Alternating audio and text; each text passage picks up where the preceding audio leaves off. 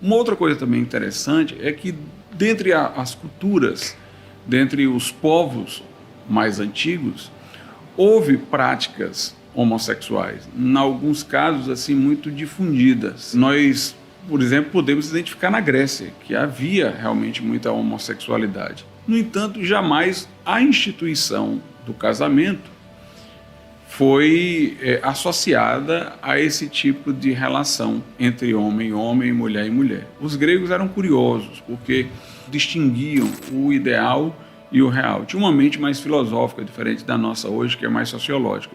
O que eu quero dizer com isso é que numa mentalidade sociológica as pessoas se rendem aos fatos. É assim porque acontece sempre assim. Vamos legalizar isso porque já acontece mesmo. É assim que a gente vê o homem de hoje falar. Mas o grego, ele entendia que os juízos de valor, eles deveriam independer da frequência com que certos atos aconteciam. Então, o grego era capaz, por exemplo, de praticar uma coisa rotineiramente e, entretanto, considerá-la errada, no plano ideal. No banquete de Platão, nós temos um momento em que um dos que participam lá da discussão, que era um homossexual, tenta assediar Sócrates, mas Sócrates o resiste, para uma relação, no caso, homossexual. E ele, no final, diz que Sócrates é um homem honesto, porque o resistiu. E aí a gente percebe isso, que a pessoa era capaz de estar naquela vida, mas julgá-la ainda assim como errada. Nas obras de Aristófanes, que era daquele tempo, expressões vulgares para designar o homossexualismo aparecem como insultos, como ofensas, num diálogo entre duas pessoas. Então, os gregos tinham a prática com frequência entre eles, mas sempre vista de maneira negativa. Platão condenou relações homossexuais, Péricles também. O pedagogo era aquele que acompanhava a criança às escolas, exatamente para impedir que fosse no caminho assediada por um homossexual. Os adultos não poderiam entrar nas escolas de crianças, exatamente porque se temia que pudesse assediá-las. Então, eles tinham, inclusive, um conjunto de preocupações para que aquilo ali fosse contido, embora existisse com frequência. Em grande parte, existia com frequência porque as mulheres não saíam de casa, tinham uma vida exclusivamente doméstica. Então, os homens se encontravam em academias, se encontravam em lugares públicos para dialogar com a ausência de suas esposas. No caso das academias, ficavam seminus e bebiam. E quando embriagados, na ausência de suas esposas e inadequadamente vestidos, eles terminavam deixando seus instintos mais bárbaros dominarem. Obviamente, não todos, mas isso fazia com que houvesse uma certa frequência dessa situação. Nós podemos perceber que mesmo na Grécia, apesar de haver esse tipo de prática, não se mudou o conceito da instituição do casamento. Há muita gente que diz assim, vamos legalizar, vamos formalizar, porque acontece mesmo. Ora, sempre aconteceu mesmo. Não somente agora, mas antes sempre houve a prática da sodomia.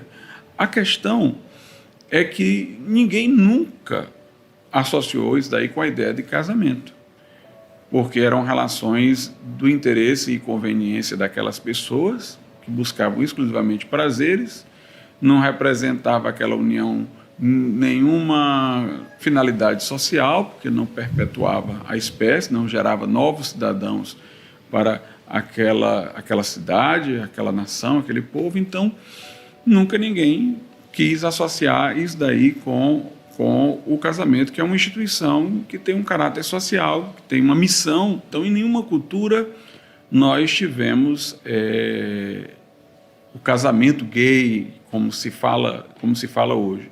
A Declaração Universal dos Direitos Humanos da ONU, ela ainda tem muito da visão clássica acerca de família. Lá, por exemplo, vai dizer que a educação dos filhos é aquela que os pais escolhem com preferência, vai, portanto, mostrar que a missão de educar é primeiramente dos pais, só secundariamente das escolas. Lá vai se falar do casamento como uma união entre homem e mulher, porque vai dizer que todo homem e toda mulher tem direito de se casarem e, portanto, presumir-se-á que o casamento envolve pessoas de sexo diferente que se unem. E lá também vai trazer algumas expressões, no caso dessa Declaração Universal dos Direitos, que estão contidas na nossa Constituição aqui do Brasil de 1988. Vai lá fazer alusão, por exemplo, a que a família é base da sociedade, vai lá se fazer alusão a que a família deve ter uma proteção especial do Estado. Essas expressões estão na nossa Constituição de 1988. E aí nós devemos perguntar por que essas expressões, o porquê de se falar desse modo. Primeiramente, família é a base da sociedade. Base por quê? Porque sem a família a sociedade não existe, porque ela não se perpetua, porque sem família não se multiplica o número de seres humanos para compor uma sociedade. A ordem é família, clã, tribo, aldeia, cidade, nação, Estado. Lá é dito a afirmação claríssima de que a família é a base e sustentação da sociedade, porque condição sine qua non para a sociedade existir, porque é a célula máter da sociedade, exatamente por cumprir esta função de dar perpetuidade à raça humana. Inclusive, na hora que esse artigo foi aprovado no texto da Constituição, os constituintes estavam debatendo e foi colocada a questão se o Brasil iria aceitar, porque alguns países já estavam sinalizando, algum tipo de reconhecimento de união entre pessoas do mesmo sexo. E na época os constituintes entenderam que o Brasil não iria aprovar esse tipo de relacionamento. E Ulisses Guimarães ali fechou a questão e aprovaram o texto constitucional dizendo que era entre homem e mulher. A Constituição, quando vai definir união estável, dizendo que é uma união que o Estado pode oferecer a ela certa proteção de modo a incentivar a conversão em casamento, diz que ela se dá entre homem e mulher, diz de maneira explícita, de maneira categórica, faz a afirmação inequívoca que é entre homem e mulher. Na hora que o Constituinte debateu aquilo ali e preferiu uma opção, ele mostrou que aquilo era uma matéria para a Constituinte decidir. Era uma matéria que uma Assembleia Constituinte teve as duas opções e preferiu uma. Só uma outra Assembleia Constituinte poderia preferir a outra. O STF deveria ser o guardião da Constituição, de acordo com o próprio texto constitucional. Como guardião da Constituição, ele deveria ser aquele que mais zela para que o texto seja respeitado. Então, se você viola um texto constitucional, você viola a norma mais elevada do ordenamento jurídico. Então, o STF não deveria ser o transgressor, deveria ser o guardião. E a Constituição é clara quando fala de homem e de mulher para a união estável, consequentemente para o casamento, e dá a sua definição de família. Inclusive, quando a questão chegou ao STF, o STF não decidiu sobre casamento, decidiu sobre união estável. A maior parte dos que foram favoráveis à união estável entre pessoas do mesmo sexo, naquele momento, fizeram ressalvas na fundamentação de seu voto, dizendo que não era bem aquela união estável da Constituição, já que o texto explícito dizia que era homem e mulher, era uma união análoga e tal, como se estivessem criando um instituto novo, desassociado daquele conceito de união estável da Constituição e de família e de casamento. O Código Civil foi aprovado em 2002, não faz tanto tempo. Para a gente que sabe como os códigos normalmente são antigos, o Código Civil, à época, era um dos códigos mais recentes. O Código de Processo Civil tiveram as suas reformas, mas não havia ainda um novo Código de Processo Civil. O Código Penal ainda era bem antigo, a própria CLT mais antiga ainda. Nós tínhamos em matéria civil uma legislação mais recente, o Código de 2002. O Código de 2002 tiveram a oportunidade, por uma aprovação do parlamento, tiveram a oportunidade de ter criado essa união entre pessoas do mesmo sexo, mas não o fez. Manteve a união entre homem e mulher. Mais uma vez a gente vê uma fraude ao sistema representativo, porque o STF não apenas desconsiderou o texto constitucional, violentando-o, considerando como se fosse inconstitucional o texto constitucional, mas também não levaram em conta que alguns anos antes o próprio parlamento tiver a oportunidade de fazer a alteração, se assim fosse realmente o desejado pelo povo, e aqueles parlamentares que, diferentemente do STF, respondem ao povo, porque poderão ser reencaminhados ou não para novo mandato pela eletividade, não aprovaram essa união. Se você ler o Código Civil, você vai ver, inclusive, que o Código Civil foi todo feito para a ideia de casamento como sendo entre homem e mulher. Entretanto, depois o CNJ estabeleceu um órgão, inclusive, que tem uma atividade administrativa, que não exerce a mesma função do Supremo, mas tem uma outra incumbência. Ele estabeleceu que os cartórios deveriam celebrar o casamento entre pessoas do mesmo sexo. Foi além da decisão do próprio STF. Se o STF não tinha competência para decidir como decidiu, muito menos o CNJ como o fez. E o STF ainda tinha o ônus de fundamentar aquela decisão, o fez com muitas ressalvas, porque sabia que estava esbarrando no que estava explícito no texto, e o CNJ, que um órgão administrativo não tem necessidade de fundamentar, ainda se eximiu desse ônus de que o Supremo não poderia se eximir. Então eu pergunto, se os constituintes debateram, se os constituintes entenderam que era entre homem e mulher, que direito tem o STF e que direito tem o CNJ, que é um órgão de fiscalização, um órgão administrativo, de redefinir o casamento, contradizendo a vontade do constituinte? Se o STF, o CNJ, querem mudar o que está explícito no texto constitucional, eles estão, na verdade, usurpando o poder constituinte, usurpando uma competência que não lhes pertence. Foi Friedrich Miller, professor de Heidelberg, bem conhecido até aqui no Brasil, por suas obras, que afirmou que se nós não levarmos em conta os limites textuais de uma norma, particularmente da Constituição, nós não teremos mais um Estado de Direito. A característica do Estado de Direito é que o poder não é arbitrário, ele está sob os limites impostos pela lei, ele está debaixo do império da lei, particularmente da Constituição. Ele não poderá agir contrariamente ao texto. Portanto, vemos que há toda aí uma ação de violência ao Estado de Direito. Poderia eu lembrar, inclusive, que você pode declarar uma lei inconstitucional em razão de ela estar contra o texto da Constituição. Mas você não pode declarar inconstitucional o texto constitucional. Eles declararam o texto inconstitucional, não disseram isso explicitamente. Mas se julgaram em desacordo com o que está explícito no texto, então o que está explícito no texto era inconstitucional, já que a função do Supremo é dizer o que é constitucional e o que é inconstitucional. Então nós teríamos uma norma constitucional inconstitucional.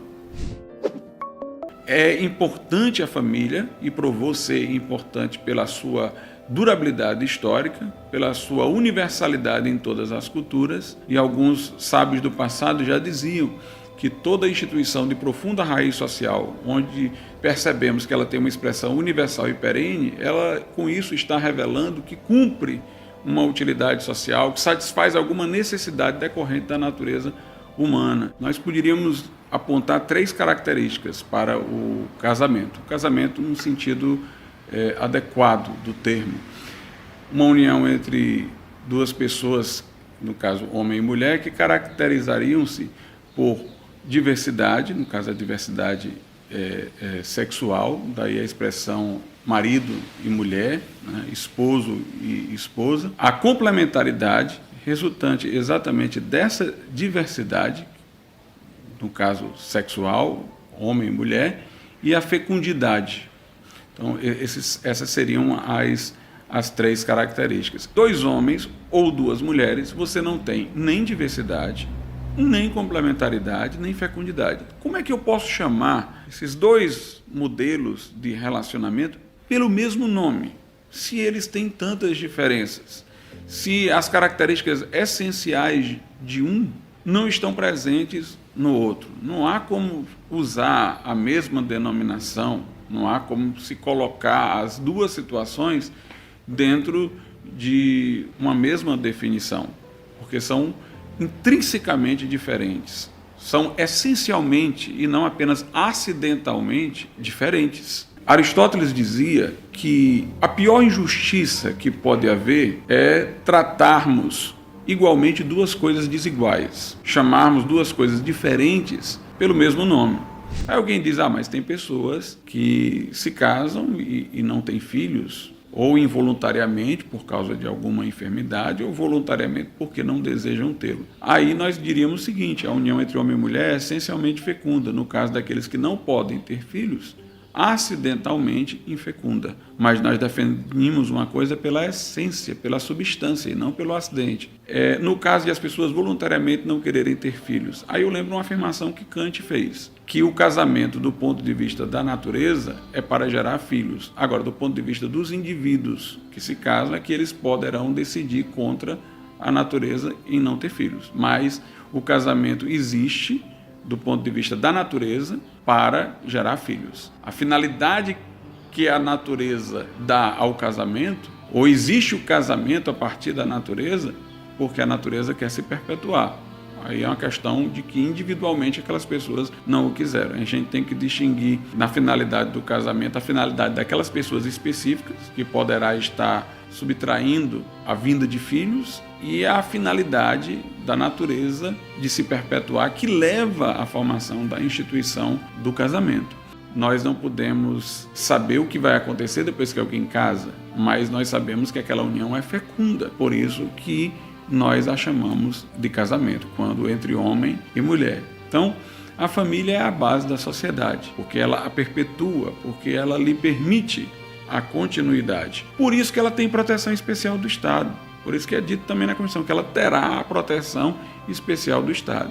O Estado vai proteger aquilo que é de interesse público e oferecer sua especial proteção àquilo que cumpre um papel ligado ao bem comum. Então, duas pessoas do mesmo sexo resolvem viver juntas, manter relações físicas, mas se elas, com aquela relação, não podem gerar filhos, nem perpetuar a sociedade, se elas não têm naquela união uma finalidade ligada ao bem comum, é exclusivamente um consumo de prazeres recíprocos, é exclusivamente no interesse privado de elas viverem seu projeto pessoal de felicidade, por que razão o Estado deveria oferecer uma proteção especial? O Estado vai oferecer proteção especial a um tipo de união que cumpre uma missão coletiva, ligada ao bem comum. Tanto que se diz que o casamento é uma união privada, mas de ordem pública, porque cumpre uma função que está para além daquelas pessoas. Se você for olhar toda a linguagem da nossa Constituição, presume-se esse conceito de família e de casamento. Lá vai falar da proteção da maternidade, lá vai falar da proteção à infância, toda uma preocupação com os filhos, com a maternidade. Deveríamos admitir, inclusive, a adoção de uma criança por um casal análogo ao que poderiam ser os seus pais biológicos. Como ninguém vem ao mundo, a não ser como resultado de uma relação entre homem e mulher, deveria ser adotado, portanto, por alguém a quem poderia chamar de pai, alguém a quem poderia chamar de mãe. Se a natureza se perpetua assim, deve ter alguma finalidade. Inclusive a mãe, tem toda uma reelaboração de seu corpo depois do nascimento do filho, para que o filho tenha necessidades satisfeitas, como por exemplo de amamentação. Sabe-se que a criança fica apegada à mãe até um certo tempo, sentindo-se como extensão dela, até que, numa certa idade, ela é libertada dessa dependência da mãe pela figura paterna, para desenvolver sua autonomia e sua identidade. Então, todos esses componentes aí não poderão ser ignorados. Quando se vai pensar em adoção, tem que se pensar o que é melhor para a criança. Deve ela ser adotada por um casal análogo ao casal que lhe possa ter dado origem. Então, devemos ter essa preocupação com os vulneráveis. Nós temos que pensar nessa questão do casamento também em função daquilo que é melhor para os filhos. Aquilo que é melhor para os filhos. Então nós temos inúmeras razões para fazer objeção a que se considere a união entre pessoas do mesmo sexo como sendo casamento ou como tendo o status de casamento. Não atende à Declaração Universal dos Direitos Humanos, não atende o Código Civil, que é de 2002, não atende à Constituição, não atende à linguagem, casal, acasalamento, matrimônio, não atende à história, tem aí toda uma antecedência, não atende à biologia, não atende ao aspecto reprodutivo da natureza. Foi Kant que disse que o substrato do casamento, no caso biológico, reprodutivo, pertence à nossa natureza animal, ou seja, aquilo que nós temos em comum com os animais. Ele tem um substrato biológico com o qual nós estamos nivelados aos animais, ressaltando o aspecto reprodutivo e protetivo dos filhos que vão ser gerados, e nós, como seres humanos, dotados de espírito, tendo uma elevação de natureza, também temos um segundo extrato para o casamento, que é onde nós vamos ter a preocupação com a monogamia, que ressalta uma questão de justiça, com a fidelidade, que é uma questão moral, e com todo um conjunto de deveres dos pais para com os filhos, dos filhos para com os pais. O que nós temos hoje é uma militância do movimento LGBT para, digamos assim, desconstruir a ideia de família. Enquanto existir a família nessa conceituação tradicional, o casamento dentro dessa versão clássica, fica evidente que a normalidade é o relacionamento heterossexual, ou fica ainda evidente que o relacionamento heterossexual cumpre papéis que uma relação homossexual não cumpre. Então, desestabilizar essa instituição, fragmentá-la, redefini-la, torná-la uma coisa ambígua, um conceito obscuro, enfraquecer a sua essencialidade, representa para o movimento LGBT, ao mesmo tempo, uma maior promoção da indiferenciação sexual que ele quer sustentar. Não seria mais sensato imaginar, como de fato me parece, que o objetivo é criar toda essa aparência de que tem um paralelismo com a ideia clássica de casamento, mas com o objetivo de demolir a ideia clássica de casamento? O que nós temos visto na sociedade é progressivamente um enfraquecimento da instituição do casamento, uma facilitação do divórcio, que acontece por qualquer motivo hoje, que quando consensual pode ser feito diretamente num cartório, é exatamente a facilitação da dissolubilidade do casamento. Então, aí a pessoa vem com um discurso de que o casamento é para dar, digamos assim, estabilidade à união entre pessoas do mesmo sexo, para criar algum tipo de relação de fidelidade, de monogamia. Será que essas mesmas pessoas que estão dizendo isso estariam lutando para que o caminho da dissolubilidade do casamento não fosse tão fácil? Será que elas estariam lutando pela constância do casamento, por uma dificuldade maior da parte da lei para a realização do divórcio? Claro que não. É uma manipulação de palavras, de discursos, para promover uma causa que, como eu digo, pode ser do interesse daquelas pessoas, mas não representa o interesse do bem comum.